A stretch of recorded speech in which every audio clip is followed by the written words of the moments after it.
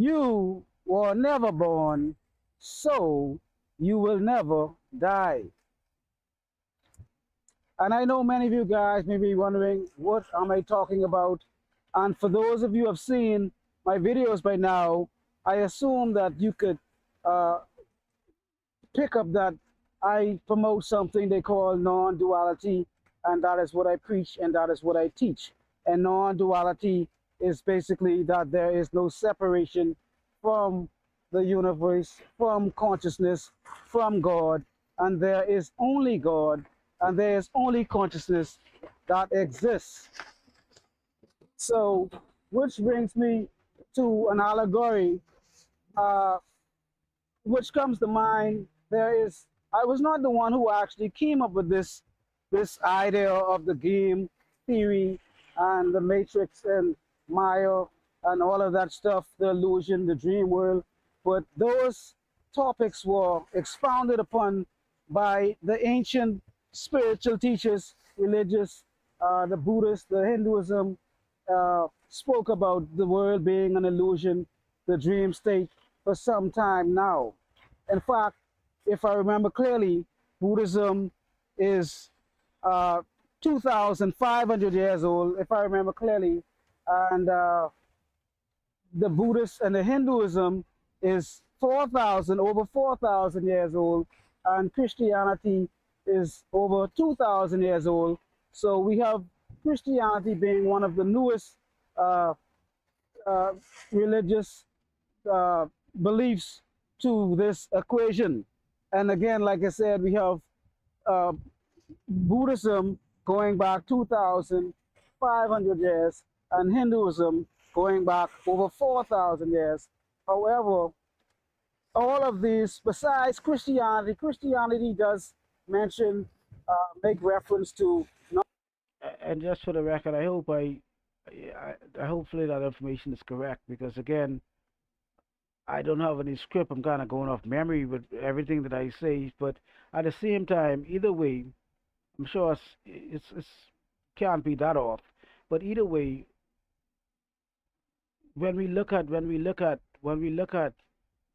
the more recent religions such as Christianity and so forth, we'll come to understand that Christianity is fairly new. Christianity is one of the newcomers to the religion game, and so a lot of the information that is in Christianity actually was is a compilation of other different religions and different uh, spiritual groups and sects. A compilation of information from all over the world, all different parts of different cultures, different creeds, different walks, different races, that was put together to actually make the Bible. So that is something to take into great consideration, to which one is the new kid on the block. So, who should we look at? When we look at some of the information in Christianity, we'll notice that, again, but by no means I want anybody to feel that I'm actually picking on any particular belief. I'm not picking on anybody's belief at all. I'm just trying to educate you guys to know that when you do read some of the stories, because it's one of the newer religious uh, practices, if I may say, you will realize that there are some of the stories itself are not necessarily uh, uh, they are not the Bible is not the originator of those stories. Some of those stories were told sometime way before the stories were actually uh, written down in the Bible. So let's keep that in mind when we're talking about the Bible. Just know that when we talk about Buddhism, Hinduism, and those other Eastern belief systems, those belief systems have a far more older background history. Not being attached to the world, not being in the world, not being in the world but not of the world. However, it does not necessarily state so much as it being a dream state, but however, it does put great emphasis on not being attached to this world, because there is something greater in the afterlife as well. However, the Hindus and the Buddhists, they completely talk about this world being an illusion, an illusionary dream state. or something they call Maya, a dream created by the ultimate creator, if I may say. And recently, most recently, we have something what they call prompt theory. And for those of you who have not heard anything about prompt theory is basically the fact that, uh, we have all of these new heavy AI equipment today, and these individuals are using these AI generated software to generate AI characters. And if you look at these characters are extremely, extremely realistic looking. They sound really, look real, and this is just the beginning of it. So I would say in the next year or two, maybe 3 years, it would be indistinguishable between reality and non-reality. It's basically almost at that point now, and the journey of AI generated characters has literally just begun. However, like I said, within the next 3 years or so, we will not be able to tell the difference between a real human and a artificial human as well. So that is the prompt theory is that some AI characters, or there are memes going around on YouTube talking about AI characters, acknowledging the fact that they are AI characters and they realize that they are not real, so they tend to rebel against this accept, not wanting to accept that they are prompts in some type of program. And this may be something new to the AI community, that the digital community today. We talk about this prompt theory, but however, again, this is nothing new. This was something that was generated for years and years and years, thousands and thousands of years ago.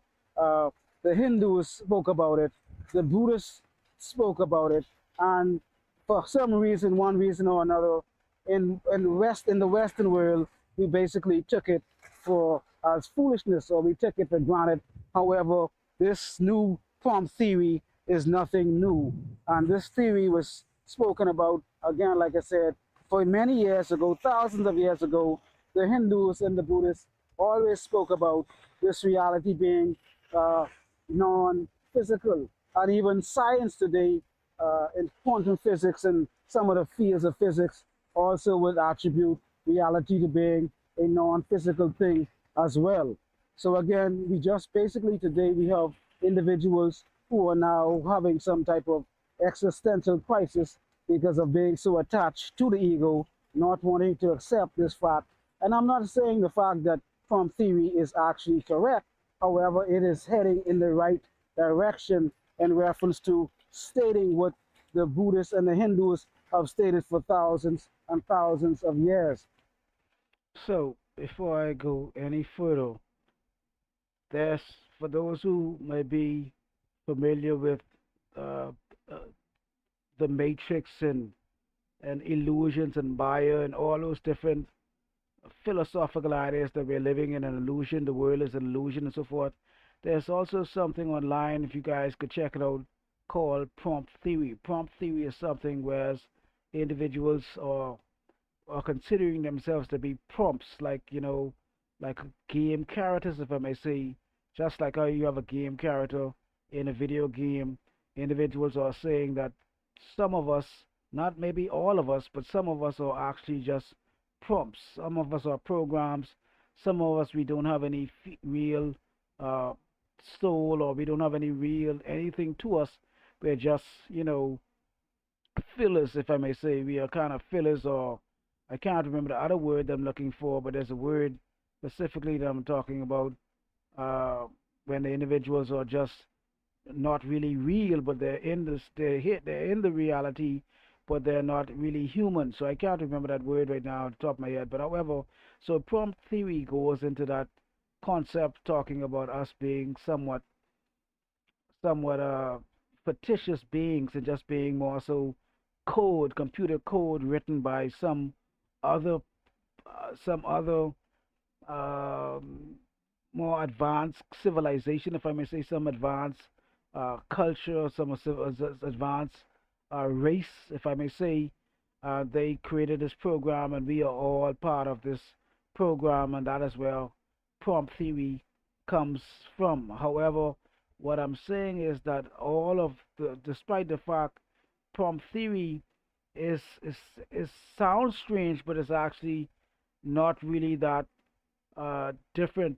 I wouldn't say different. It is different, but it's not really that so strange when we go and we look at the Buddhism and the Hinduism and we look at those different cultural or religious or spiritual practices. They all of those guys were talking about religion. I'm sorry, reality being an illusion, individuals being illusions, and individuals pretty much avatars of consciousness, if I may say, similar to prompt theory. So it's a very similar concept. However, the difference is that prompt theory thinks says that or states that some advanced civilization created us, and consciousness, the Buddhist and Hindus concept is somewhat different.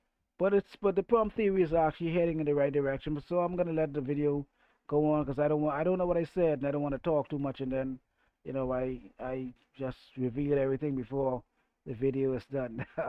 So let's move it along. So again, this information is nothing new. However, if you want to look at some of the information that I've also spoken about, I think I created a video talking, saying that you are the Christ, and the world, God did not create the world, and something of that sort.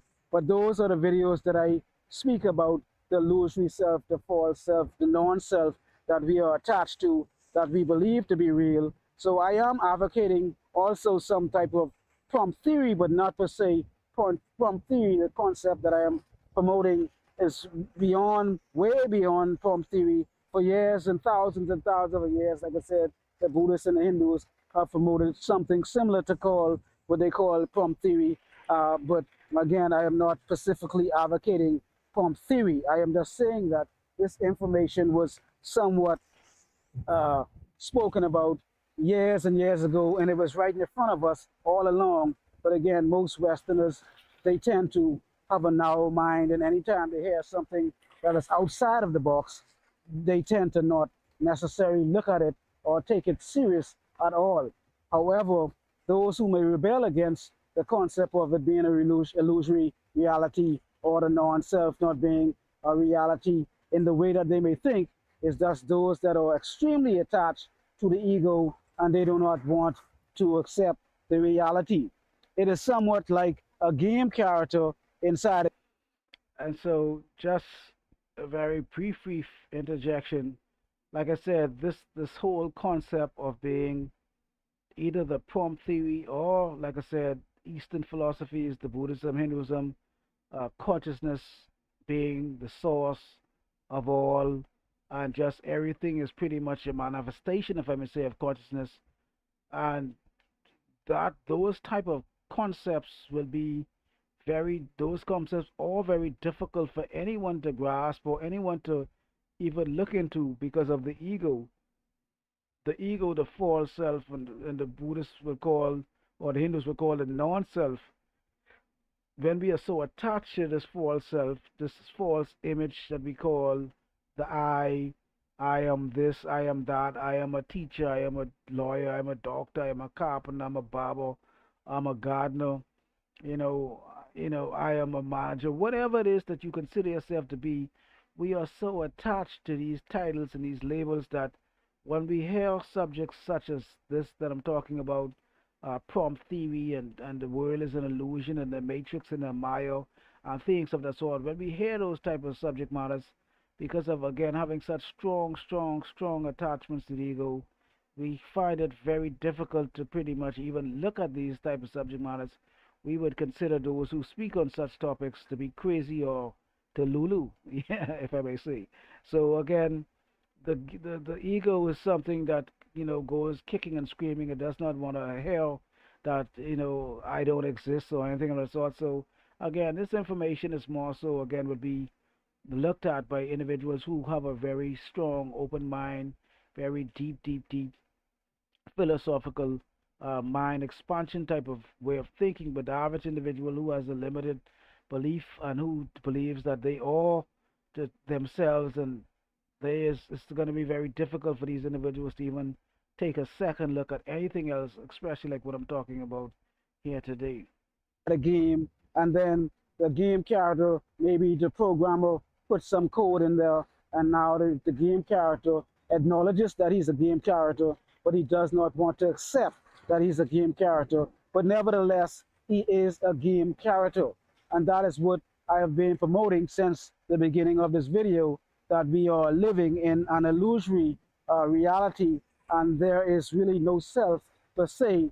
That you think that you are is not the real self, and we live outside of reality. The true self, the real self, is God, consciousness itself, and there's nothing else but God, consciousness itself, expressing itself as you and I, the trees, and so forth and so forth.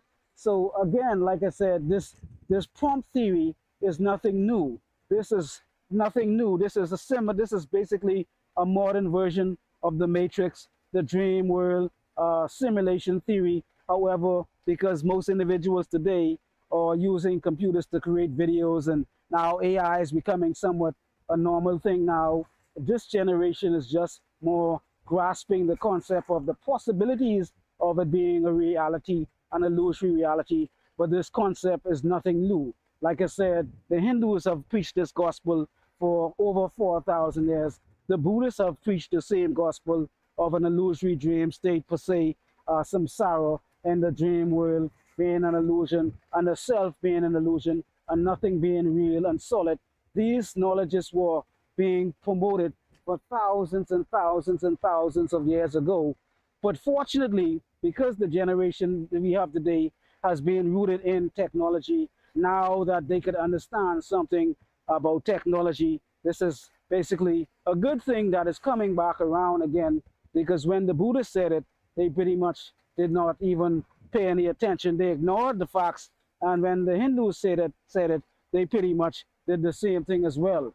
So either way, I am glad that this prompt theory came up in the modern times, and the generations that deal with, who have an understanding of technology and deal with videos and computers and so forth, would have a much better understanding of this concept.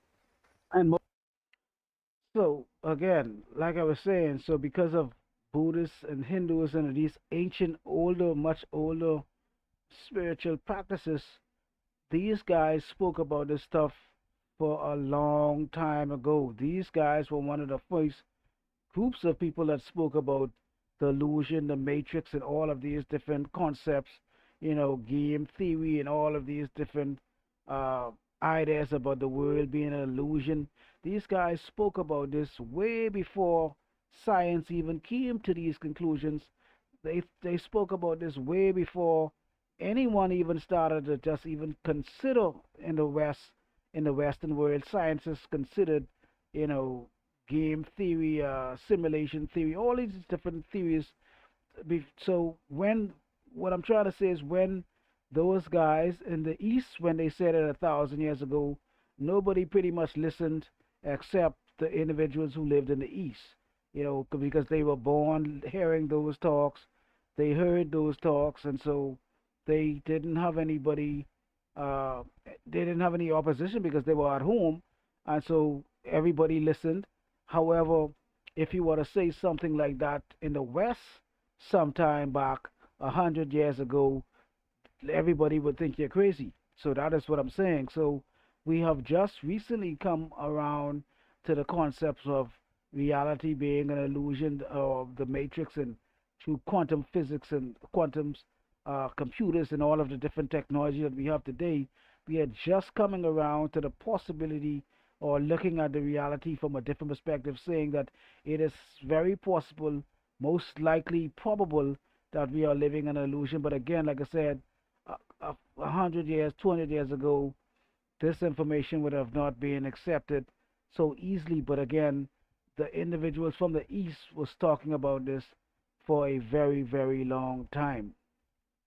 most individuals may actually accept this concept as being somewhat at least possible. Many will reject it, many will deny it, again, because those are the individuals who basically are extremely, extremely attached to the non-self. And again, like I said in previous videos, I am not saying that nothing exists. Your experiences are real. Your experiences just are true. If you stand in front of a bus and get hit by a bus, you will experience pain. You will experience the ending of your life.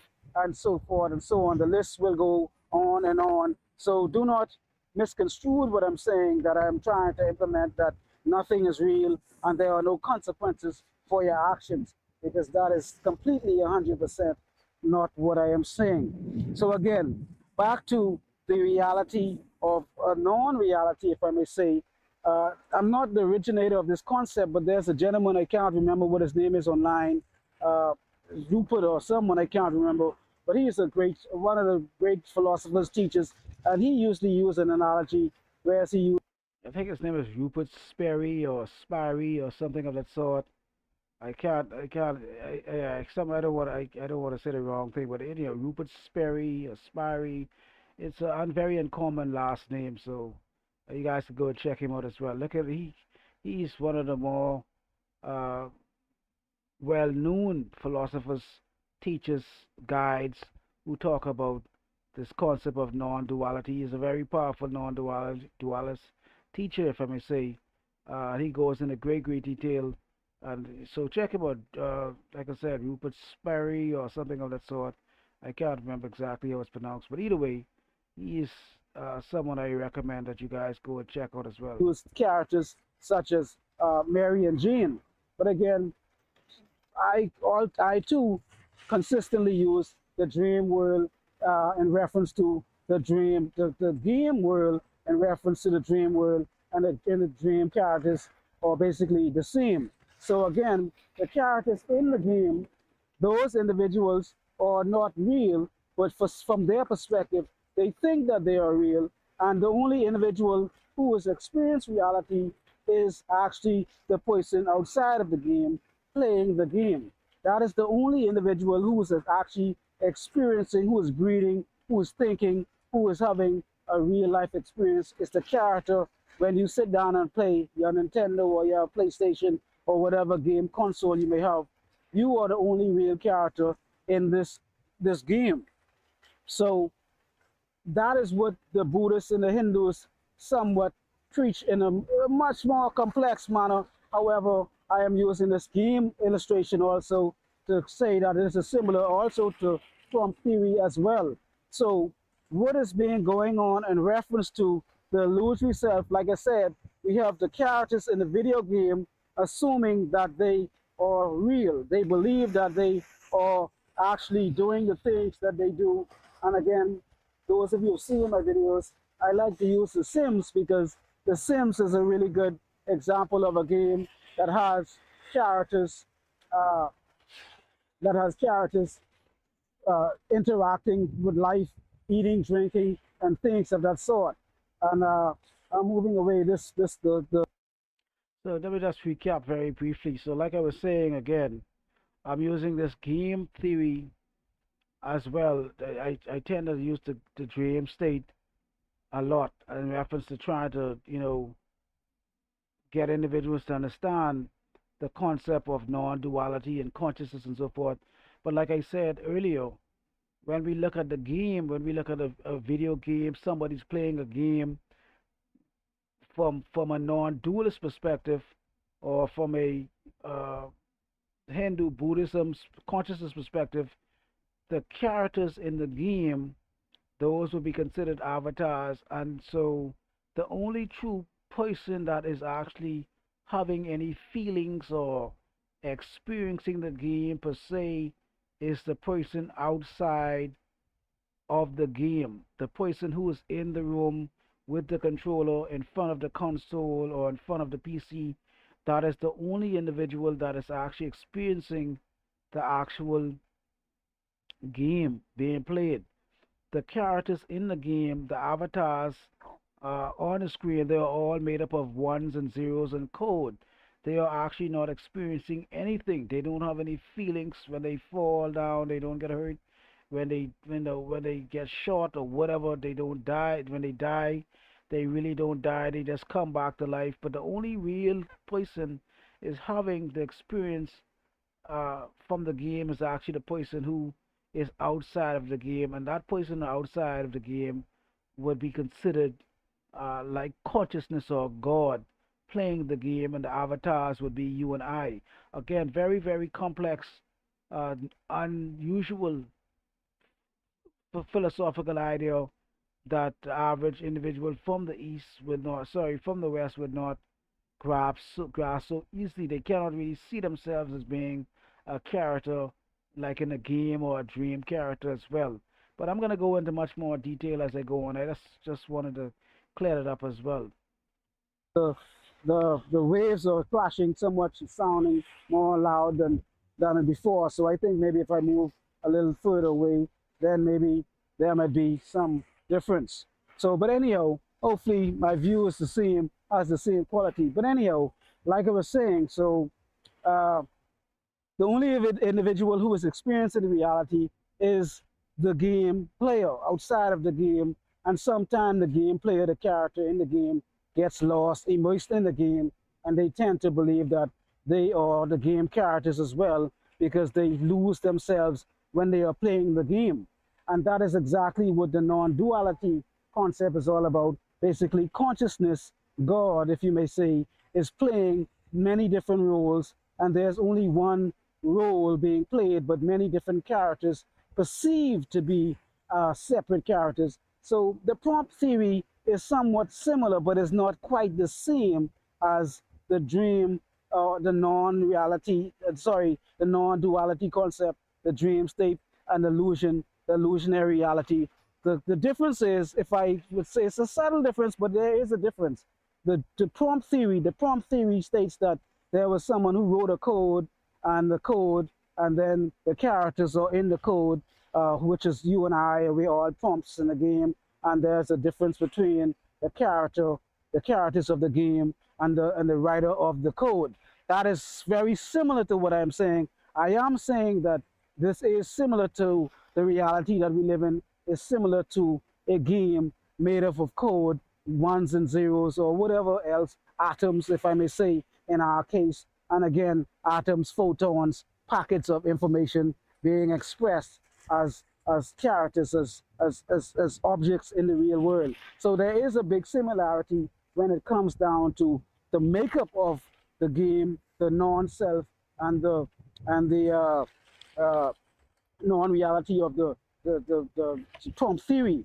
So that there is again a great similarity with the non-self concept and prompt the prompt theory concept and what is another theory, the matrix, all of the theories that exist today, those are really similar to the non-duality. But there is one difference. Again, the concept of the prompt theory states that there is a programmer who programmed the characters, and the characters or you and I and so forth. It's again, this is a subtle difference, but non-duality states that the programmer is consciousness. The programmer is consciousness. The programmer is God, and that God who has this dream or whatever the case may be, this illusion, whatever the case may be, and the reality is what makes up that this illusory world, this dream world, which is the code, and the characters in the world, in this game, in the game world, in the dream world, is you and I. However, the difference is subtle because there is no you and I. There is no me. There is no you. There is only the code. There is only God. There's only consciousness being portrayed as these different separate entities and individual objects as well. So individuals who are trying to conceive the prompt theory, they may struggle with the idea of being a code or being a part of this illusory sensory world, five senses world. But I'm saying that there is really no world. There is no you. There is no me. There's only one being this consciousness, this God that exists outside of this time, space, reality. So the theory of prompt theory might also promote something being real inside this world. There may be a reality in this world, may be also a reality, and you are being a part of it. I am saying that there is no reality. There is. Okay, I'm gonna stop right there because I'm kind of going on and on. So just so I can keep track. So again, so prompt theory states that there is a probable or possible some other race or some being somewhere else, a higher civilization somewhere out there in the galaxy, somewhere they don't know where it is, but somewhere, and this advanced civilization wrote a code, and they created a code, and they created the world. They created the reality.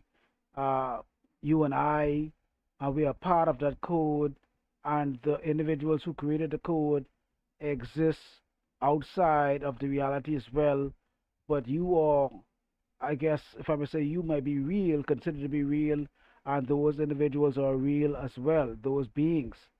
However, that is very close to what I'm saying. However, the difference is that what I'm saying is that the code, that is true. What I'm saying is correct. That is on point. Everything that we see, our surroundings, uh, the cars around us, the birds, the bees, the trees, everything around us is a part of the matrix, is a part of the game, is a part of the code. The code that made the code. But the difference is that prompt theory states that someone created this code, and that person is separate from the code, and so all of the programming and everything is separate from the code, from the programmer.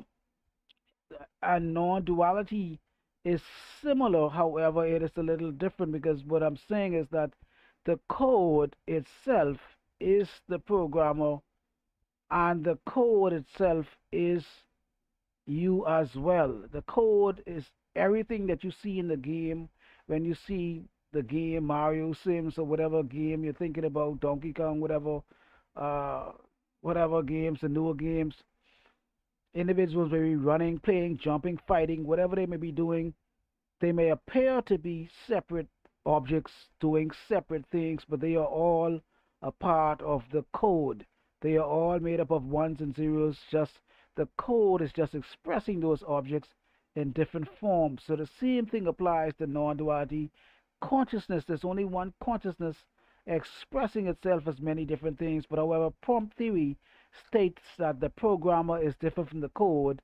However, non-duality is saying that there is no separation from the programmer and the code, because there is only the programmer, which is the code, and which is you and I, and everything else. As far as I'm concerned, like I said, there's only consciousness, there's only the code, and there really is no you and I. A very difficult concept to grasp if for those who might be coming from a dualist perspective. In the West, this is something that's not easily grasped, if I may say. So again, that is what I'm talking about. There really is no you and I. It's only consciousness, it's only God. And again, by no means am I saying that this is correct. I'm saying you this is the philosophical idea that is preached or is taught or taught, if I may say, by the Buddhist Hinduism. And I too would say I would advocate that this would be more uh, something I would consider to be more that I don't believe in believing, but I would say from basically my understanding and my experience, I would say that this is something that I would lean more on heavily to be more true than many other philosophical ideas. But again, like I said, we cannot technically express the unexpressible. So trying to explain something that is, I could only use metaphors, I could only use allegories, and I could only use symbols and things of that sort to try to express something that cannot technically be expressed. So whatever I say technically would be technically incorrect. But however, because we have to use words, we have to use allegories, and we have to use metaphors to express our ideas, this is the only way that we could try to express something as complex as this. But technically, anything we say would be wrong. There is no you, there is no I, there is no separation between the trees, the water, and everything that we see. And for that point, also, which brings me to another point, there is no individual who can actually speak about the truth and say, explain exactly what it is that is going on. Because, like I said before, we are living as the characters in the game, and it's therefore next impossible for the character in the game to describe what is going on outside of the game. So all of these concepts again are just theories. They are theories in reference to trying to make sense and trying to have some kind of understanding of reality. However, none of them can really be accurate per se, because all of our imagination, all of our thoughts, and all of our ideas are coming from a finite concept, a finite mind. So we have a very limited perspective, or even so much, even our most deepest complex ideas and deepest concepts that we try to explain, no matter whatever it may be, quantum physics, whatever deep science that you may think of, is still very much primitive to the real pure consciousness, the real pure awareness, the real pure mind, because these concepts again are elementary concepts. We are just trying our best to basically make sense of this thing we call reality. So there cannot really be an accurate truth per se. All of these game theories, illusion theories, Maya, and all of these things are just words that we use, and allegories and metaphors that we use to try to make some kind of description. Even the word consciousness and God, all of these things are man-made constructions to describe the undescribable. And I think it was the Tao or the Tao, which one I can't remember which how it's pronounced, the Tao or the Tao, says that if it could be described, it is not the way. Teo, Tao, Tao. Either way, it's one of those. But like I was saying, like I said, the Teo or the Tao or the Tao or the Tao said that if whatever, if it could be explained, if the way could be explained, then it is not the way.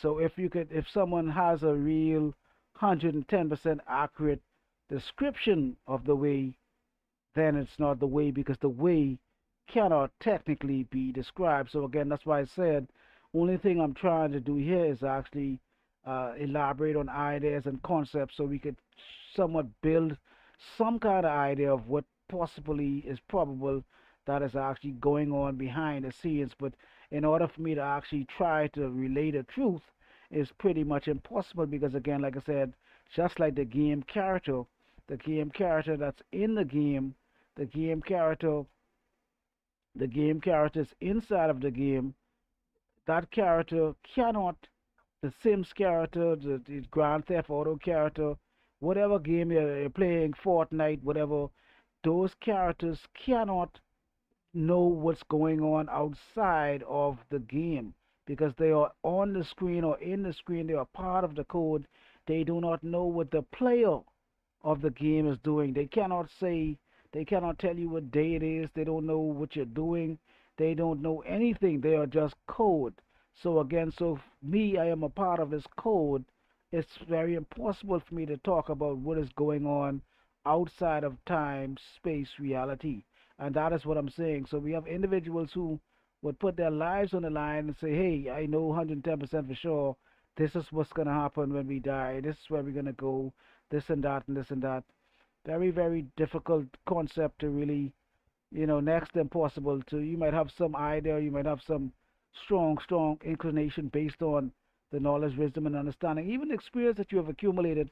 You can have some type of, like I said, some primitive way to express this illusion. But however, it cannot technically really be expressed because you are outside of it, and the mind that you're using. We're talking about using a finite mind, a mind that is so, like, child's play to compare to the ultimate infinite uh, one mind. You know what I'm saying? So that's what I'm saying. So we're talking about something that's incomprehensible to the average mind, if I may say. If the way can be described, or if the one can be described, God or whatever, that is not the way. Because what we are trying to do is we're trying to describe the undescribable. We're trying to describe something that a concept that cannot necessarily be accurate, because again, we are using the finite mind to make sense of infinite concept or infinite reality.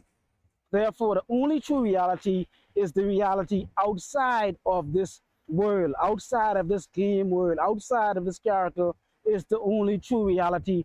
Just like the game character playing the game, the only reality is the character, the reality, whereas the character is in his room, he's in the game room, or wherever he's at playing a game. That is the reality. That is where consciousness lives. That is where I live.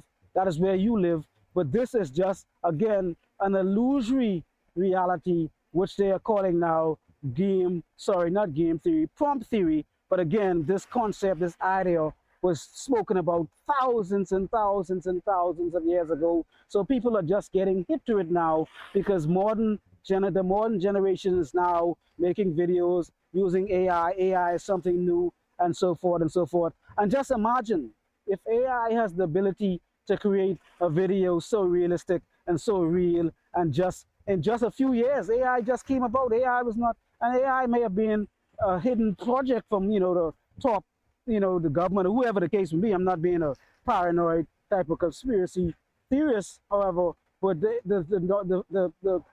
usually the things that we have today, they were already being used some time back, but we're just getting use of those things now. So we're just getting exposed to AI and these type of thing, but some of these things were actually in the making or was being utilized way before the general public came to find out about these things as well. So, like I said, AI being a very new thing to the general public. However, if you could see the AI having the ability to make something so real, sounds real, looks real, feels real, and so forth, and it's almost going to be, like I said, someone, maybe an older person, watch some of these videos today, they would not even know the difference. If you see some of the videos talking about the news reporters making news report, it's just going to be a matter of time before something really goes wrong because of false propaganda being spread, and it's just giving us an idea of what the potential is. This is actually could be a very dangerous thing. Do not misunderstand and think this is going to be all fun and games, that we're just going to be creating videos and blah blah blah and having fun, hee hee ha ha. No, this is going to be a huge problem, because as we see, they have influencers right now on YouTube. I don't want to call any names, but some individuals are making videos of these guys and making fun and all kind of memes and showing them doing all kind of weird stuff and all type of different romance situations and all type of different situations that they were not really in. So we're going to see a lot more of that over time. Someone's going to be able to take your face, take your voice, take your body and create some type of fictitious scenery or something, you doing something and you didn't even do it. You could be in an environment where you was never in. So do not misunderstand this and take this AI thing lightly. But the moral of the story is, if AI is capable of creating such a realistic thing, what do you think about God? What do you think about consciousness, an unlimited, infinite, all powerful, all knowing substance, being, entity, whatever it may be? Because like I said, trying to even label this thing as God is even somewhat a futile or primitive thing. Trying to label the infinite mind as infinite and calling it a mind, these are just words that we have to say so we could communicate. We have to use something, but the words are all made up. All the vowels and the sounds, everything is all made up just to try so we could communicate, to label this thing as a tree, label this thing as a boat or a car or whatever, the water behind me. But technically these things don't really have a name, but we have to call them something. So again, And like I was saying, so before I go too far in it, like I was saying, so this AI, for example, right? This AI thing that what I'm talking about, with this, like I said, some of the things that when the general public get the use to use some things, in many cases, the thing that we are starting to use was was created sometime, and for some time, and individuals, the higher, whoever's in charge of, keeping things under wrap, AI was being used in other areas for some time before it came to the general public. And like I said, there are videos online. uh, when AI first started to come out, AI created videos, and sometimes you could tell the difference that it was AI generated, and some of the things were not so, convincing, if I may say. And as time go on, more on and on and on, the programmings get better, the images become more clear, there are some videos online where they have individuals talking and doing whatever they're doing, and the average person would not be able to tell if this is actually not a human being, especially like I said, some older individuals who are not familiar with the technology today. They come across these videos, they see these people and they say, "Wow, this person is real." And like I said, the normal individual with a good trained eye can't even figure this out, and so they would kind of be bamboozled. So just imagine if a computer, a AI, something is able to create these images, create these sounds, and create all of these things that are actually not real. Just imagine if AI could create a video that appears that someone's doing something, saying something, whatever the case may be, and then that video is not even real, that never happened. Imagine what you think about what can the ultimate mind, consciousness, God create that actually is not real. Think about it. If a computer could do this, and something that we created something that could pull this off and trick us and trick the mind and all of these things. Now we're even creating fake food. Food is not actually food grown in a lab. So what I'm saying to you is, if we have the capability to do all of these things, just imagine if there is a higher source, a higher being or something, just imagine what that thing can do. I'm going to show you guys an example. Like I said, this is the perfect example. Like I said, I just started recently, just recently started to create we're gonna change the channel, to upgrade the channel, the thumbnails, the things of the sort. And I myself was very skeptical. I was very skeptical of using AI as well, because I know, the more people use it, that's the way it's gonna go. And at some point, we're gonna be dependent on it as well. However, I said to myself, I was very hesitant to use the AI for one reason or another. However, when I was trying to upgrade, when I was looking at uh, upgrading my channel per se, titles and thumbnails and different things. And so as I was doing research, and I heard a guy, and a guy said, one of the videos that I watched, he said that, hey, if you're not using AI for your videos or whatever the case may be, you're gonna be left behind. And I was like, man, come on, man, that's like, that's crazy. So I just recently came across, I started to learn about the AI concept and aspects of what, and I just started to implement the AI for the videos for the first time, and now I'm like, I can't believe how much different this technology is versus what I was capable of doing. It would have taken me 1,000 years to produce the results that I have gotten in seconds. I cannot believe it. I'm blown away. So now I'm convinced, and I see why. Sometimes I see individuals online talking to women on top, but they fall in love with AI and all of these different stuff. They're in love, and they just so I thought it was crazy talk. But now that I've actually used it, I'm kind of blown away. Now I'm like, I just started to use the thing. I mean, when I say just started, I'm talking about literally just started within the last day or two. And then now I'm realizing that I'm gonna have to go and pretty much go over all of my videos and change the thumbnails, and I'm gonna change the title and the descriptions and all these things using AI. But I never thought in a million years that I would actually use this tool as well. But everybody else is using it, and everybody else who's creating videos or having the upper hand using creating these videos. So I'm like, I now I understand. But I'm gonna give you guys an example of what I'm saying to you. Let's take a look. This is one of my new thumbnails. This is one of my newer thumbnails that I created.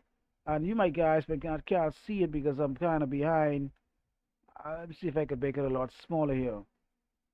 I'll make it a lot smaller. No, I can't go any smaller, but the picture behind is me. And and basically the prompt that I used to put the image, the photo that I used, and I gave the AI a prompt and everything. But this image is not actually the way I expressed myself in the original photo. You can't, unfortunately, you can't see it because I'm actually pointing my finger out. I'm not even pointing a finger out on the real original video. I'm like, I'm flabbergasted because I'm not even doing any of this. My facial expression was not this serious in the original video. I'm pointing a finger in this video and on this image for a thumbnail, and I'm just blown away of the accuracy because it looks literally just like me. And I'm like, whoa. So I'm just giving you guys an illustration how advanced, we're coming. Again, like I said, this is the thumbnail for the video title, Most Men Can't Go 7 Days Without Sex. This is when I went 6 years. This video is about me going 6 years without sex. But I'm just giving you guys an illustration about the technology and advancement, and I didn't think that I would use this, but now here I am. I'm using it myself.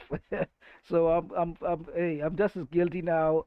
I cannot deny, and I realize now that it would be futile for me to go back and try, and so to create. And so, for example, I'll give you guys an example. That was an AI thumbnail, and then this was a thumbnail that I created myself. You know what I'm saying? So a huge difference. Very look. Speechless, if I may say, almost primitive to be more exact.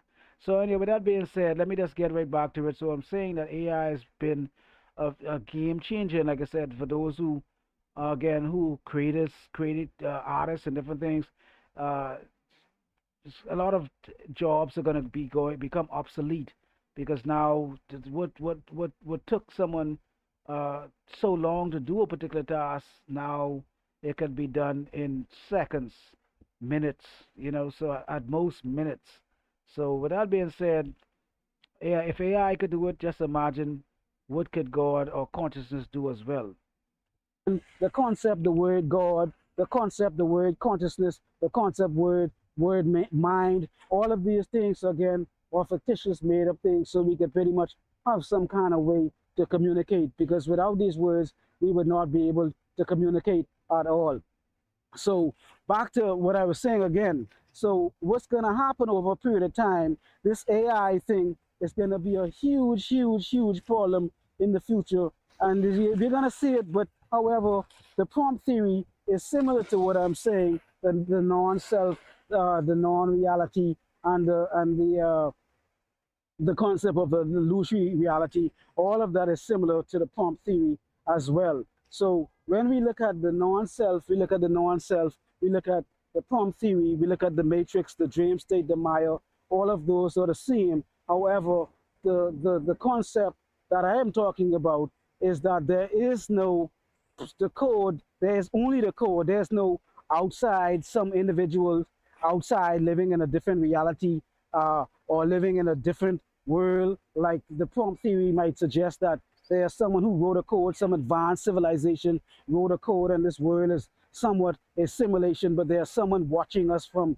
somewhere else and all that. That is close. That is very close to what I'm saying. But again, it is not accurate because I'm saying that there is no one from in no outside world who created the code. There is no outside world where there is an advanced civilization separate from the code, separate from you and I. There is only you and I and the code and God and consciousness as one. That is the difference between prompt theory and non-duality. There is no, again, outside civilization who created the world, who created these ideas. There's only God. There's only consciousness that exists and nothing else. And that to itself is somewhat hard for most individuals to grasp. However, the concept of prompt theory will maybe be a good stepping stone for individuals to start to analyze this concept of the non-duality, the non-self and the reality. This may be somewhat in the right, stepping in the right direction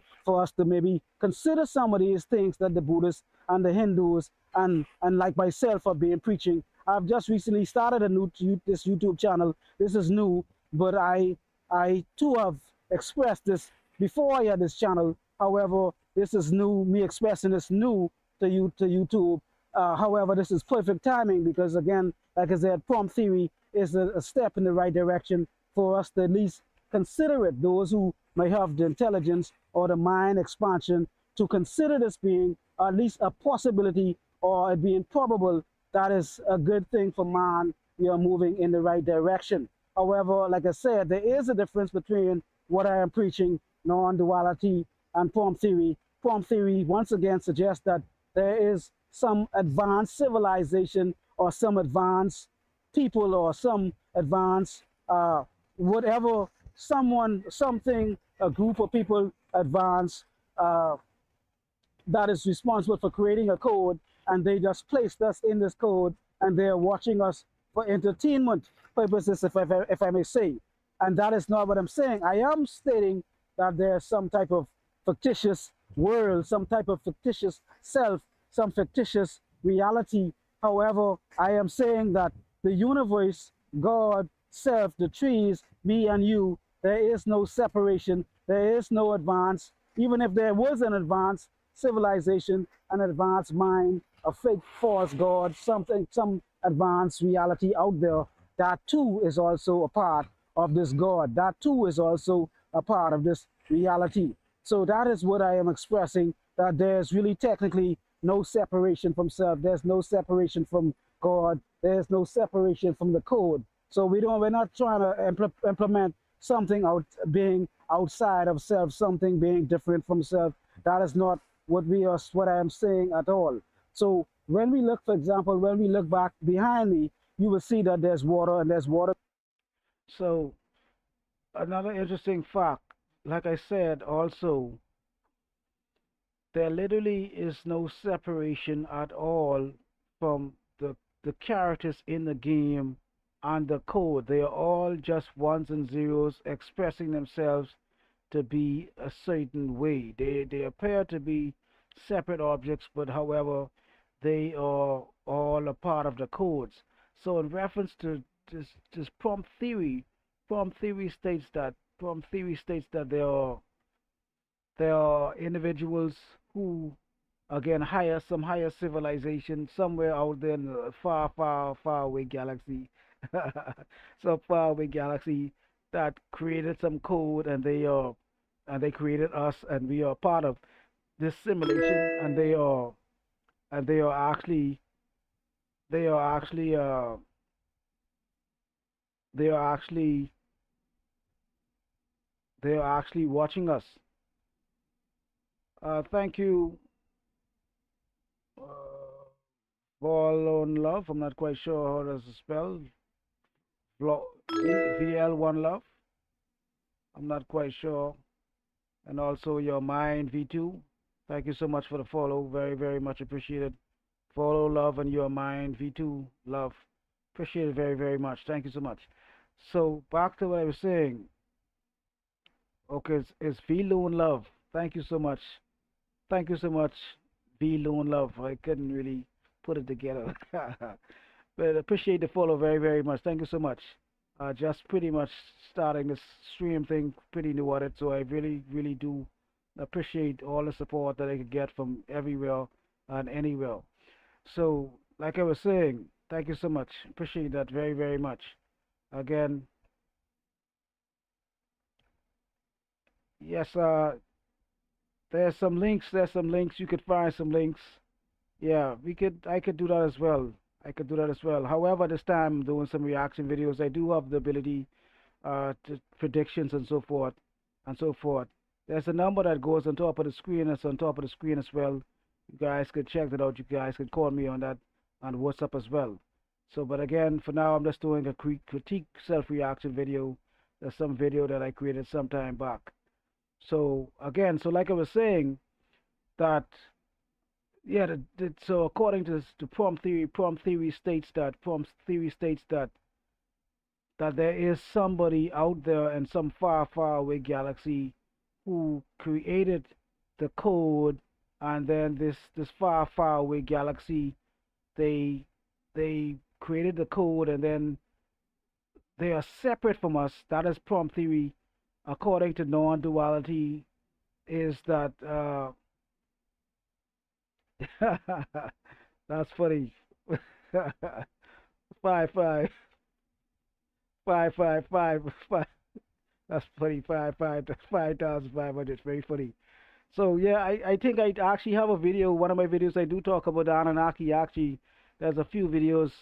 You guys should check the channel out, man. I talk a lot about it, all different subjects. But there is one video I do talk about Enlil, Anu, and Inky, and I talk about the God of eating and similarities about the Sumerian text and all those different stories.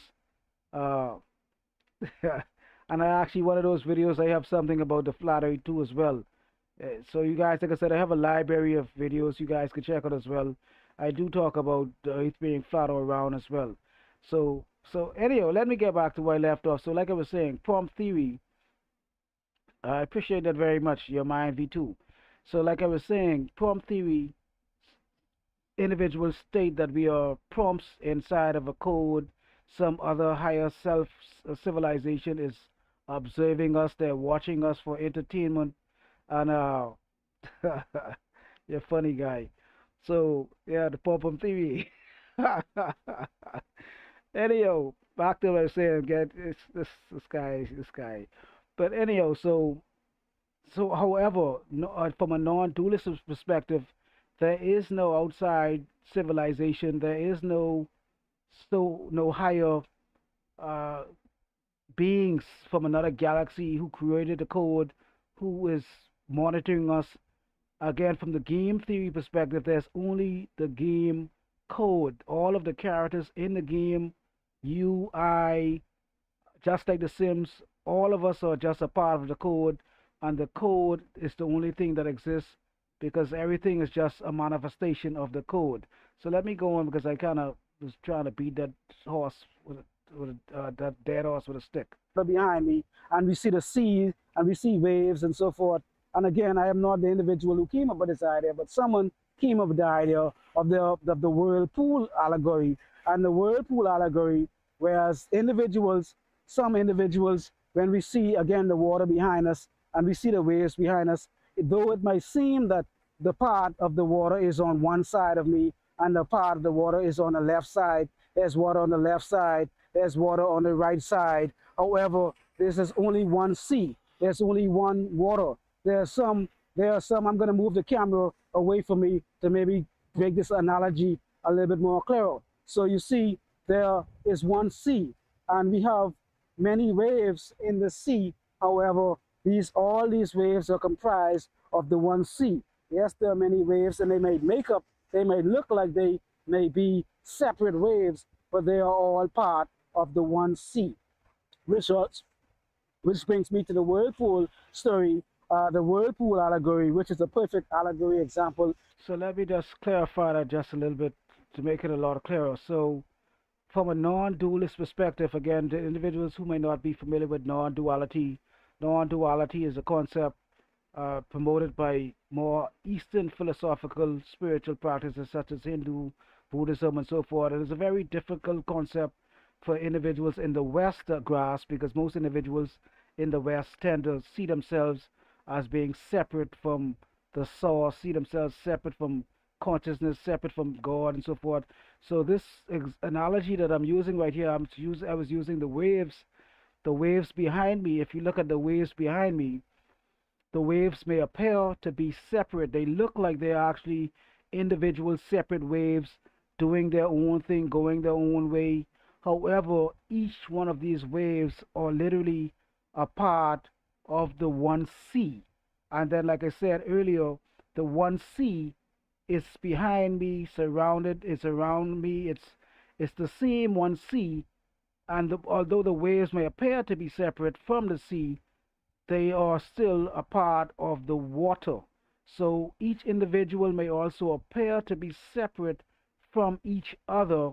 When we're looking at this allegory, when we're looking at this example, each individual, you and I, may appear to be separate entities, but when we look at it from a non-duality perspective, we are all a part of this one water. We are all a part of the one code, the one game code, the one consciousness, the one mind, the one God, whatever you choose to call it. That is the concept that makes non-duality different from duality. Of there being a whirlpool, when we see a whirlpool, there may be some type of separation from the waters, and there may be waters going around, and water pretty much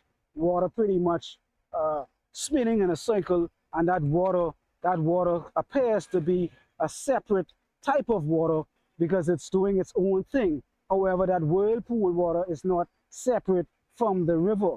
That whirlpool water is not separate from the sea. Wherever that whirlpool is occurring, that is also part of the sea, despite the fact it looking separate. Again, this water that I see that's on the beach, that's surrounding me, this might be located somewhere in the Caribbean islands of the Bahamas. However, when the water that I see here is the same water in the ocean. It's just pretty much mixed up and confuddled up into, it seems like the water in the river is different from the water from the ocean, but it seems like the streams are different and they are separate. But the streams and the rivers and the waters and the beach and the seas are all part of the one same ocean. The water that is in front of me now or on the back of me is the same water in wherever country you might be in.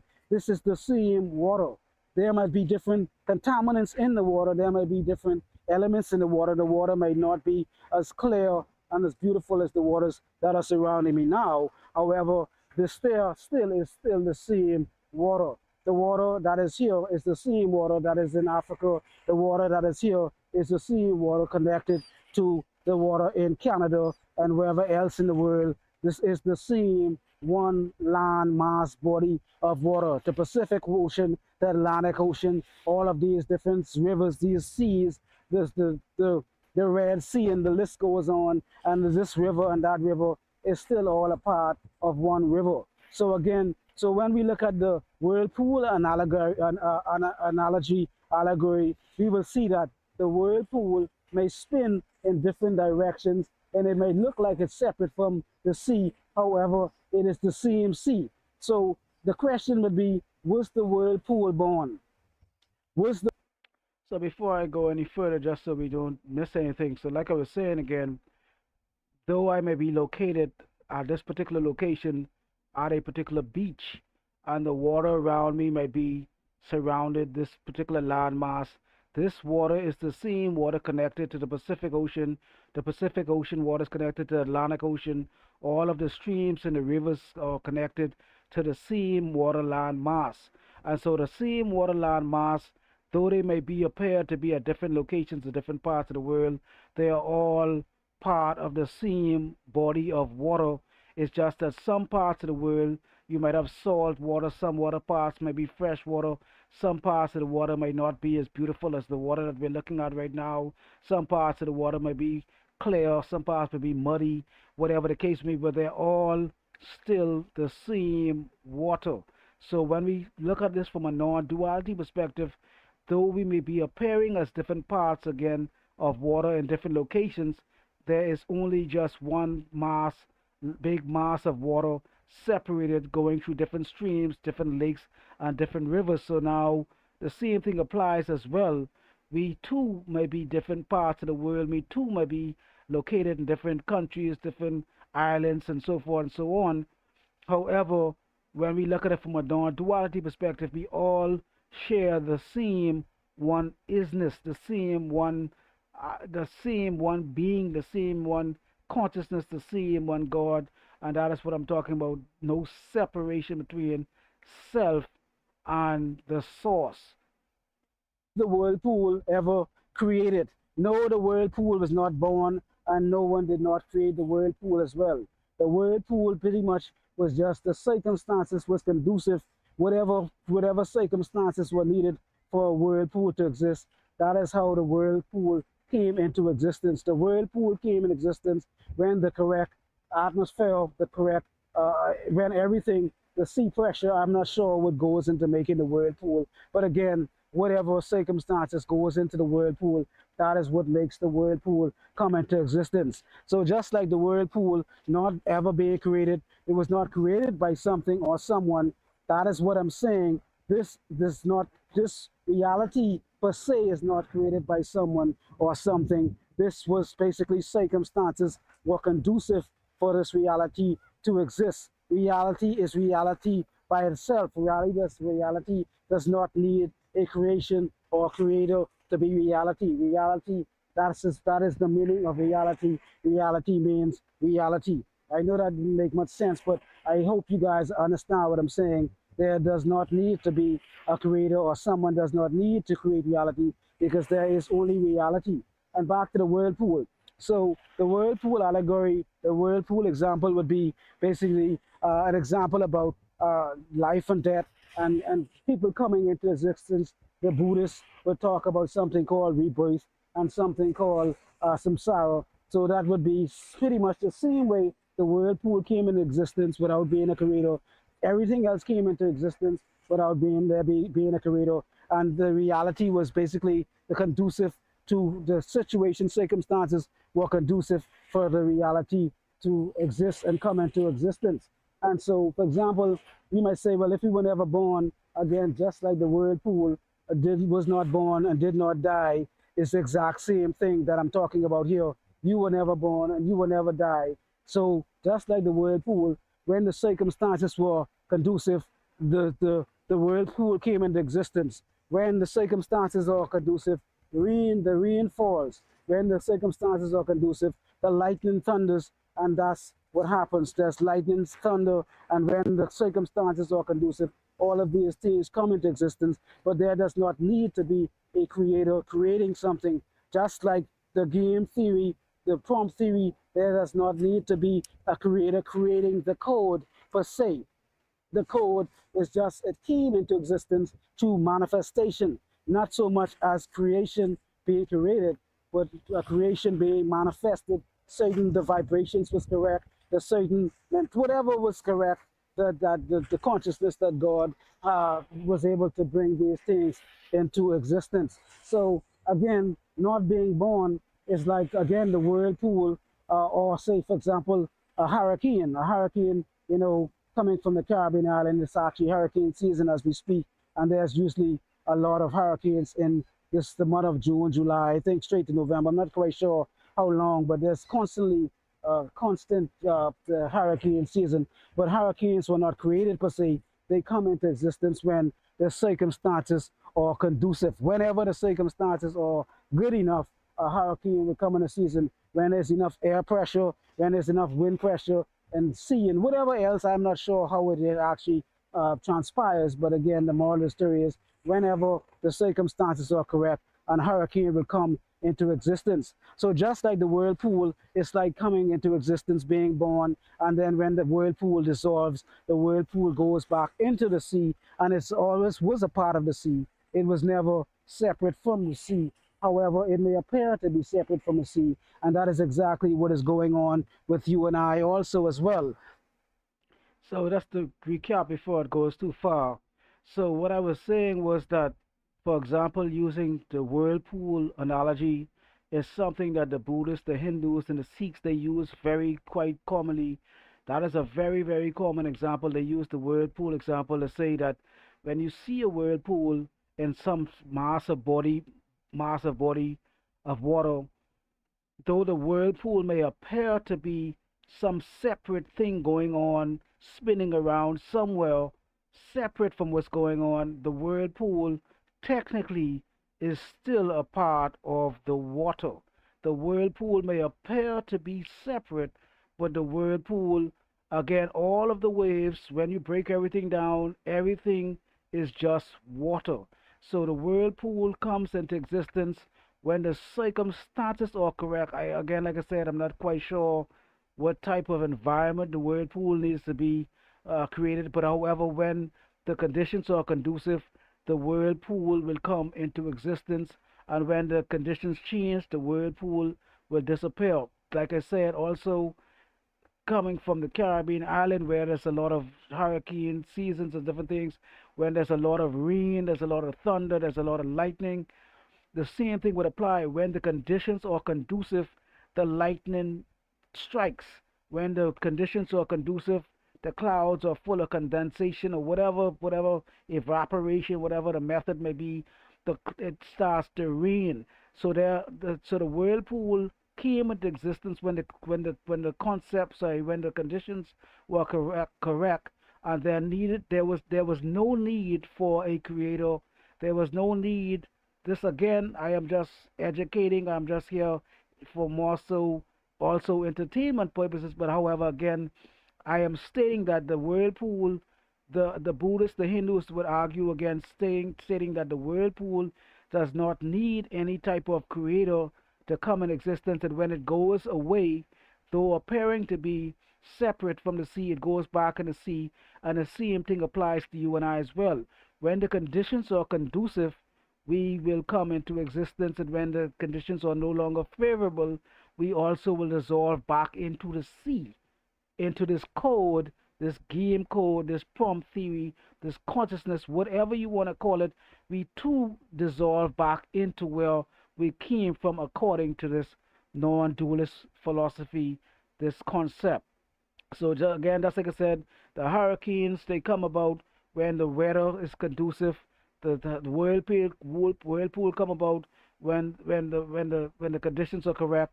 However, those were not created per se by anyone per se. This environment was just correct. Let's say, for example, you get some hot water, you get a tea bag, you put a hot water and some tea bag together, and then you spin it around. You don't have to put sugar in it if you want to put sugar in it, but however, it would just turn into tea. You know what I'm saying? The conditions were correct. The water, in fact, you don't even need hot water. You could put the tea bag inside of just water, cold water, and you could make iced tea. So, but the conditions were correct or favorable for tea to exist. So there didn't really need to be. You were the creator. I would say you created the tea. However, they didn't require any supernatural outside agency to create the tea, if I may say. You are also a part of consciousness. You are also a part of God, being expressed as yourself. However, when you die, just like the whirlpool being dissolved back into the sea, going back to where it kind of came from, then the same thing will apply to you as well. However, when the whirlpool ends, there will be some type of residue left over. There will be some ripples in the water that was left over from the whirlpool, and that ripple is what's going to go down the stream, just like the waves that we see in front of me or behind me. You guys may not be able to see the waves. You might not know what the waves are, uh, where they're coming from. However, those, despite the fact they might be apparent to be separate waves, they're all one wave.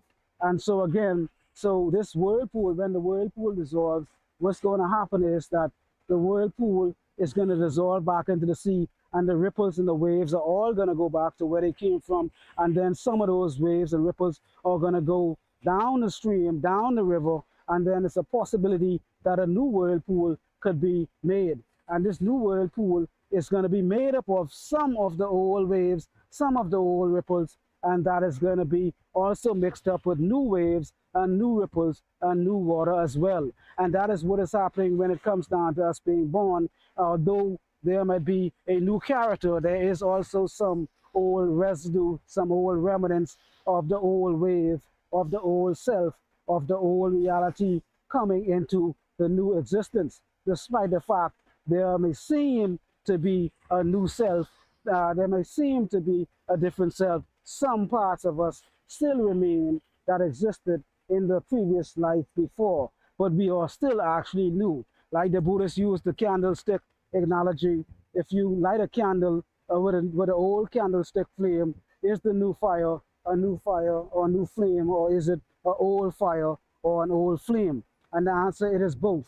Because when you light the new candle with the old fire, there is some new pieces of the old fire, but the candle, the new fire, is basically based off the new fire. And the new candlestick has a new wick, it has new wax, and it has new parts to the new candle, what is going to keep the fire lit. And that is what I'm talking about today. The whirlpool, the hurricane, everything is basically the same thing, appearing as different things, but it's just basically one thing.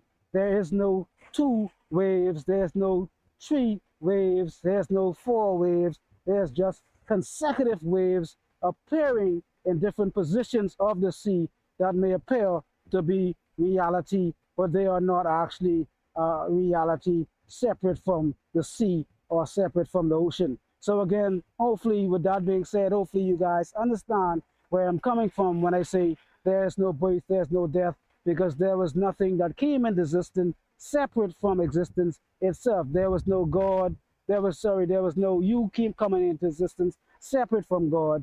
There was no you coming into existence separate from consciousness.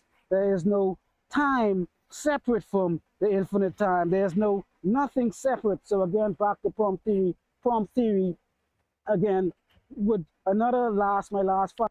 Let me just go back briefly because that was a little much to swallow. So, like I was saying, what I was trying to explain here was that I was trying to explain the concept of, again, a very, very complex uh, idea, if I may say. I was trying to explain the concept of birth, rebirth, reincarnation from using the analogy of the wave to sea. So, like I was saying, that the waves, they they they they may appear to be separate, and when the waves rise and when they fall, and then that same wave, when that wave dissipates and disappears, that same wave goes down the stream, and when the conditions are correct or when the conditions are conducive again, that same water appears to be a separate wave. A new wave comes up, but that new wave carries some of the old energy from the old wave. The old wave that actually was what was created. Sorry, the first wave that was created. Let's say that wave was really rough. That was a really rough and very high and very turbulent wave. When that wave dies down, somewhere later down the stream or the river, down the beach, some of that energy, some of that kinetic energy, some of that inertia, if I may say, some of that force that was in that powerful wave in the very beginning, when the new wave is created, some of the energy from that old wave will also be in that new wave. And that is what the Buddhists try to, or the Hindus, they use examples like that to try to get individuals to understand how incarnation or reincarnation work. It's not like the new wave that comes up is the same wave. No, it's not the same wave, but it does have some of the energy, some of the force that was left over from the old wave. Like I said, also I use the Buddhists, the Hindus, they use a candle analogy. If you take a candle, a new candle, and then you light that candle with a if you take a brand new candle, never lit before, and take a candle that's actually lit, and you try to light that new candle, the flame that comes up, is that flame a new flame or is that an old flame? It's a both. That flame is a part of the old flame because the old flame is the one that lit it, and it's also a part of the new flame. So, what the Buddhists, according to their philosophy, is that we are like the flame, we are like that sea, we are like that wave. When we dissipate, when we die, so forth, we are still a part of that one water. And then, when the water conditions are correct, the new wave appears, but there was always only one water. There was always only one code. There was only one consciousness, only one God, appearing as many different waves, appearing as many different uh, waves or whirlpools or different things. Just like the game character Sims, Grand Theft Auto, whatever, there might be many different objects in the game appearing to be separate things. However, they are all made up of the one code. It's only the one code, and that code would represent consciousness, God, or whatever you choose to call it. That is the concept of non-duality. One thing appearing as many things. Final analogy would be because I use the dream characters also. Again, I'm not the originator of this dream character. However, the Mary, I'm going to use exact characters, Mary and Jean. So when Mary goes to sleep, and Mary goes to sleep, and Mary wakes up in a dream as Jean. So Mary would represent the actual infinite mind, consciousness, God, and Jean would represent the character, the dream character, the finite self, the game character, or in this new concept, the prompt theory characters or the AI characters. That is what Jean would represent. So again, Mary goes to sleep in the Caribbean islands of the Bahamas, but she wakes up into America. She wakes up somewhere, Canada. She wakes up somewhere. I'm not quite. It doesn't make a difference where she wakes up, but she wakes up somewhere else other than where she wakes up. So Mary wakes up in America, and she wakes up and finds herself to be having, she has a family, she has kids, she has a husband, she has a job, she works at a hotel, she's a waitress, she does all these things in the dream state. But in reality, Mary does not exist. Mary is also a fictitious character made up by Jean. Sorry, Jean is a fictitious character made up by Mary. I apologize. Mary was the one who fell asleep, and Jean is the dream character. But again, the dream character who woke up as Jean, she woke up and she has a husband, she has children, she has a job, but none of these things are real. And that is exactly how it is when you go to sleep and you feel like you have a dream and you think that you are the character doing what you do. You do not remember you do not remember that you are in a dream. You do not remember that you are in your bed. You do not remember any of that. You just basically believe that the reality that you believe is real, and the reality feels solid as well. So again, why that if you could experience this reality as being real in a dream and it being solid and it being and it's a fictitious thing, and why can't reality that you live in also be the same way as well? And the difference is to flip that on the script, instead of you going to bed and dreaming that you going to bed being Mary and dreaming that you are Jean as a dream character. The only difference is now you have God being God, consciousness being God, going to sleep and waking up in a different world, wherever you are in the part of the world, and dreaming that you are Bob, Bill, Jean, Mary, whatever. There is no difference. So if this small example could happen to you in reality, this will tell you that this situation could also happen from the finite mind. And if you think you could do it, I don't know why you don't think this could happen into the mind of God and mind of consciousness, because we have the same mind. There is no one mind, there's no two mind. Your mind is not different from the mind of God. Your mind is not different from the mind of consciousness. There's only one mind. You think you are experiencing what you're experiencing, but you're experiencing nothing. Jean herself is not experiencing anything in the dream. She does not have a real job. She does not have a real husband. She just does not have a real family. She does not have any kids at all. All of it is a dream. All of it is real, is not real. She does not have a brain. She does not have a mind. She does not have any of that. Therefore, the same thing applies to you. You do not have a brain. You do not have any of these things that you have. You do not see anything. It is only consciousness who sees. You do not feel anything. It is only consciousness who feels. You do not think anything. It is only consciousness who think. You do not have thoughts. Thoughts have you. Consciousness is the only thing that is aware. You are not aware of anything. The only thing is aware is consciousness, because consciousness is awareness itself. So back to the Very, very, very heavy, complex ideology. So let me break it down very briefly so we could, get some kind of idea of what I was saying. So we have Mary being a real human being, going to bed, having a dream, and thinking and waking up thinking that she is Jean. Mary went to bed, Mary falls asleep, Mary wakes up as Jean somewhere else, a different part of the world. Just like every night when we go to bed, we have dreams. Sometimes we do dream, sometimes we don't. But however, when we do go to bed, we do dream. When we wake up, we're usually not in the same place.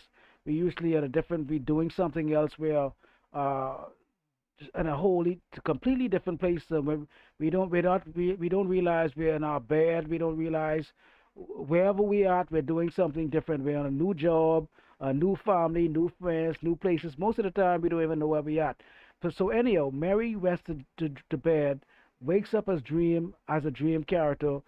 Jean has a job. Jean has a family. Jean does all of these things. Jean goes to work and so forth and so forth. What, according to non-duality, we are like Jean. We are like the dream character. The dream character does not exist. Jean does not exist at all.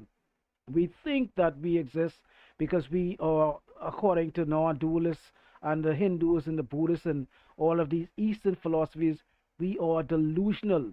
That is why the matrix delusion, and so forth and so forth. We are delusional. We think that we exist, but we are actually the game characters. We are the dream characters. We are the code. we are the characters in the prompt theory. So all of the things that Jean is doing in the dream, none of these things affect Mary at all because Mary is sound asleep in her bed. She doesn't know that she is in a bed. She thinks that she's Jean, and that is exactly what is going on with each and every one of us according to non-duality. We are as Jean is God, Jean is consciousness, Jean is whatever source you want to call it, having a dream, dreaming that it is you and I. That is what non-duality is all about. Coming to the realization, awakening, or becoming awoke or awake, understanding that the self that you think is you is actually the fictitious false self, the dream character, the illusion, all of that stuff. The only true person that exists is Mary. She's the only one that's awake. She's the only one that's actually experiencing life. All of the dream experiences that Mary is, sorry, that Jean is having is not actually real. That's not happening at all. So, like I was saying, if we could have all of these strong, deep hallucinations and delusions in our dream, and we are just mere mortal, finite minds, imagine what the source can do. Imagine what God could do. God consciousness going to sleep, just like us going to sleep, dreaming that we are doing something else, having a job or whatever it case me. Now flip that and just imagine consciousness, God going to sleep and dreaming that it or whatever it is us. That is what we're talking about. God consciousness appearing to be us in a dream. Jean, Mary and Jean story. I'm going to end this video very shortly. So the Mary and Jean story again. So Mary goes to sleep in the Caribbean islands of the Bahamas, and she wakes up in America. She has a family. She has children. She has a husband. She has a job as a waitress. Now the question is, was Jean actually born? Was the dream character born? Was the game character born? Was the prompt character born?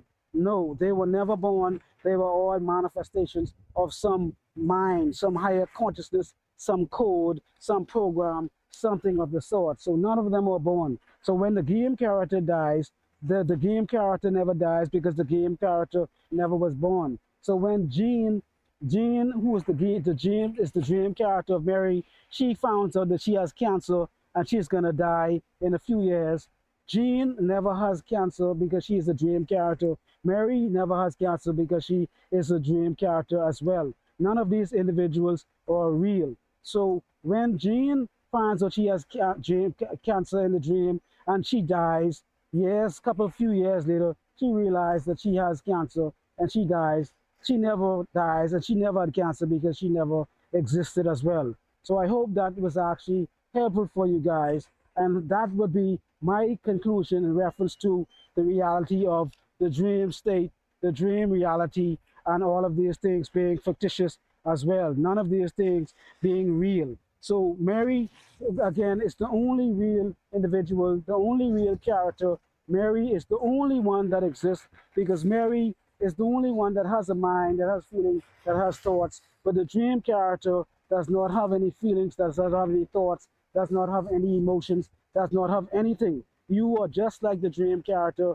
You do not have any feelings, you do not have any thoughts, you do not have a body, you do not have anything about you exist.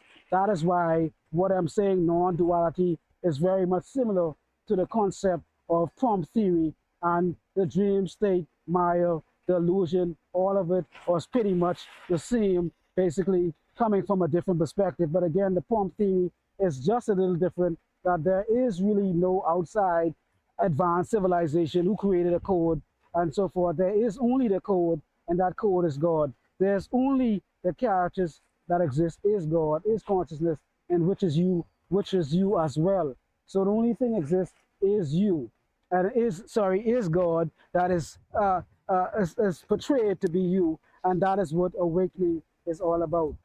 Coming to the self-realization to know thyself, and being awake is similar to consciousness only knowing itself. And when consciousness goes into the dream state and has a dream of this fictitious world, the false, the people it sees and so forth, that would be consciousness inside of the dream state, and you being a part of the mind of consciousness that is similar to when we are awake and we see the things that we see, the reality that we see. We think that the things are real, but we are actually dreaming. We are actually in the dream state, but we actually go into this. When we come out of the dream state, the only time we experience this is when we go into deep sleep, and then we go back and we forget about reality. That is what it is like dying, being born every day. And we do this, we have this experience every day of our lives. We die, we wake up, we every day when we go to bed, every night when we go to bed, and we dream and we go into deep sleep and we wake up. That is the same thing. And the last thing I'm going to say in reference to dying and life and death, this is one big last concept I'm going to. So let me just go back very briefly before I kind of, go too far, too far. So, like I was saying, so Mary goes to bed, a real human being, at least supposedly a real human being like you and I, a fictitious being that we think Mary thinks that she's real, but let's say she's real for now. So Mary goes to bed. Mary dreams about Jean. Jean has a family. Jean has a kid. Jean has a family, a husband. Now her and her husband has a kid. That kid, that baby that was born, this is all based on non-duality. And again, I only could use analogies to help you guys to understand because these concepts are not so easily digestible. The mind doesn't necessarily swallow these types of ideas so easily. So concepts are the only way, allegories are the only way that these ideas could be taught. So again, Mary goes to bed, has a dream. She has a husband in a dream character. Her and her husband has a child. The child is born. The question is, the child that was born in the dream, was that child ever born? Was the dream character born? Now, let's say, unfortunately, somewhere down the line, the child dies. The child dies in the dream. Mary, Jean is so distraught in the dream. You're so heartbroken and hurt. Did the child actually die? The answer is no. The child never died because the child never was born. And that is the title of this video. You were never born, and so you cannot die. According to non-dualistic, how could you die if you were never born? So the same thing applies to that character. When Jean goes to sleep, sorry, when Mary goes to sleep, thinks that and dreams that she is Jean somewhere else. Jean gets cancer, find out she's cancer. She dies a few years later. Did Jean die? No. Did Mary die? No. Mary was not even a part of Jean. Mary is not. Mary is only connected in the mind of. Sorry, uh, Jean only exists in the mind of Mary. So the same thing apply. Mary didn't die. Mary never was sorry. Mary Jean never died. Jean never had cancer because Jean never existed. The baby never was born and the baby never died because the baby was dream characters, and so the dream character cannot be born nor can it be died. Can it die? So the same thing would apply. The same way you went to bed and had a dream, think of consciousness or God going to bed and having a dream of you. Now you are the character, the dream character of consciousness or God being born in your country, being born wherever you're born. But the same way Jean is not real in the dream, and the child is not real, and the child died, was never born, you too are in the mind of consciousness, the mind of God. You too were not real. You too were not real. You too were never born, and you too will never die. That's why the title of this video was titled "You Were Never Born," and here's why, and you cannot die as well. So that's what I'm saying to you. From the non-dualist perspective, we have to see ourselves as characteristics in a game. The Sims, Fortnite, Grand Theft Auto, all of those characters are code. All of those characters are just fictitious ones and zeros appearing to be real. And again, from the dream state perspective, all of us are also a part of the dream of God, of consciousness. And from the prompt theory perspective, even if the prompt theory is accurate and there was some type of civilization advanced civilization, who created the code, who created the matrix, who created Maya, who created samsara, if there was some type of advanced civilization who created all of us, and we are actually prompts in this game, they too would also be fictitious and part of the game as well. Because again, according to non-dualists, the only thing that exists is consciousness, is God, and nothing else exists, is real. So all of your thoughts, all of your feelings, all of your ideas, all of your emotions, everything that you do is fictitiously experienced in the mind of God, the mind of consciousness. Nothing else exists except this thing we call God, consciousness, awareness, the isness, the oneness, the beingness. That is what I'm talking about. To say that is a big misunderstanding. When individuals see the word, when they hear the word life, they assume that the opposite of life is death, and that is not correct. The opposite of life is there is no opposite of life because there is only life. Life, however, is a cycle between birth and death. So the opposite of death is not life. The opposite of birth, sorry, opposite of death is birth. So when we die, you will only experience the opposite of death is birth. Like I said before, the opposite of life is not death.